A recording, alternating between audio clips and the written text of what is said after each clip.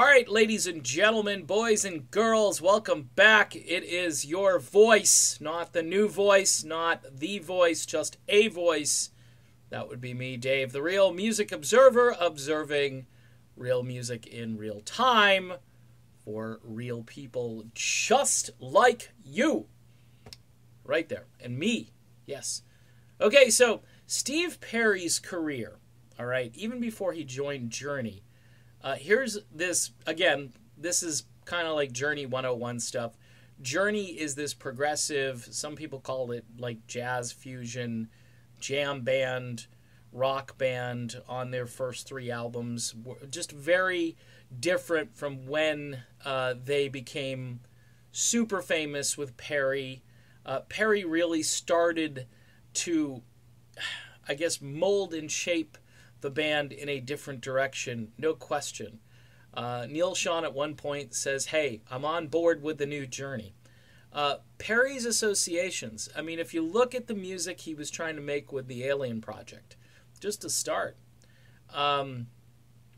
it's all West Coast. And yeah, I know Perry's from California, so it makes sense, right? The band originally is from San Francisco.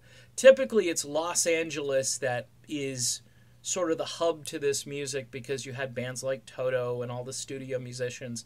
You had the Eagles. You had, even though Chicago was a Midwestern outfit, they fit the mold, especially when David Foster came on board in the 80s to change their direction.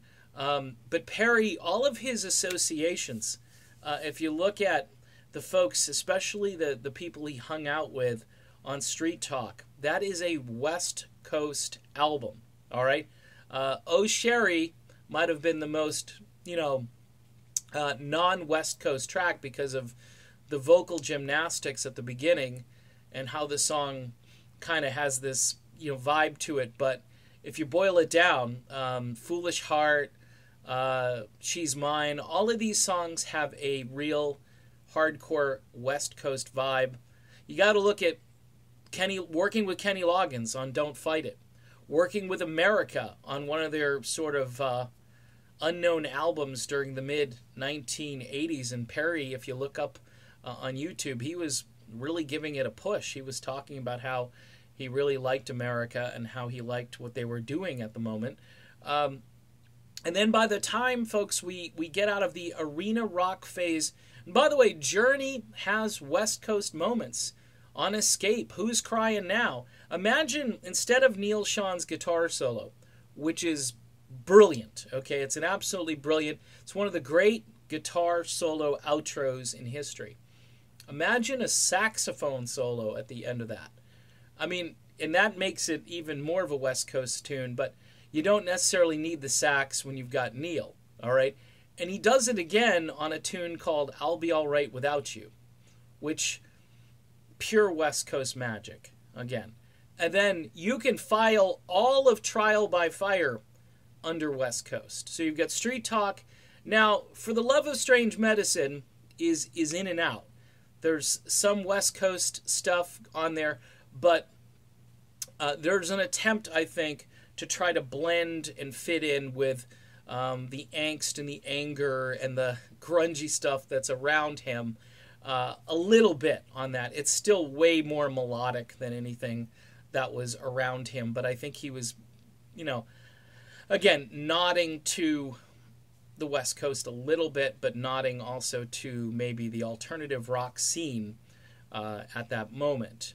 Perry's 90s Farewell is a pure, absolute 100% West Coast tune with David Foster and Carol Bayer Sager, with Foster producing. I Stand Alone. Brilliant, brilliant song. I think could represent the pinnacle of Steve Perry's greatness at that moment. 20 years go by. By the way, hanging out with David Pack on his solo album during, 2004 and 5. Walks in, supposedly. Hanging out with the late, great Jeff Golub. If you have not heard Jeff's guitar work, you need to. Unfortunately, he passed away at a very young age. Was a brilliant guitar player.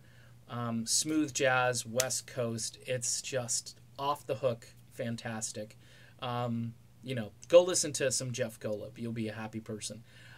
So we get to Traces finally, and here we are in 2018. And the two songs that have been released thus far both have a West Coast vibe. The second one has an R&B vibe. The first one has kind of a straight rock pop vibe. But both of them, I mean, when he's talking in interviews about, Vinny Caliuta playing drums, okay? I mean, you can't get more West Coast than Vinny. What I'm saying here, folks, is all of this material that you're probably going to hear starting October, 5th or 6th when the whole thing comes out, it's going to be a West Coast album. And I told you that about a year or two ago. I don't know, way back I said this is probably going to be a nod to the West Coast, and good, because that's quality. When you listen to the way the music is arranged, you hear quality. You can hear all the instruments. There's no wall of sound. This is not arena rock. I know a lot of folks loved Steve Perry say circa Frontiers, but this is the anti-Frontiers.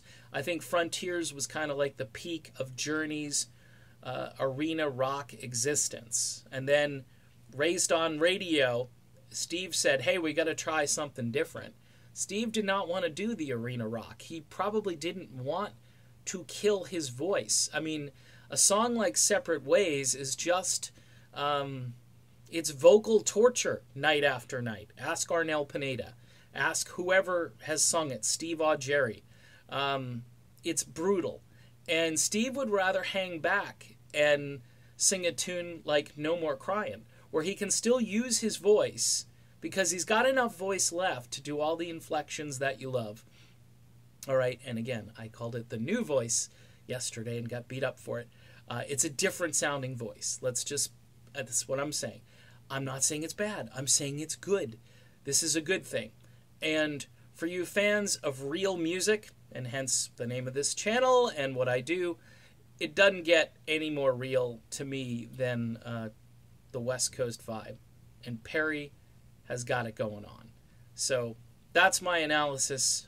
Even though the album hasn't come out yet, I'm still going out on a limb. I don't think you're going to hear too much hard rock and stuff on this, which to me is fine. I want to hear Steve Perry sing, and I want to hear all the instruments. I don't want my ears to bleed, so I will be very happy.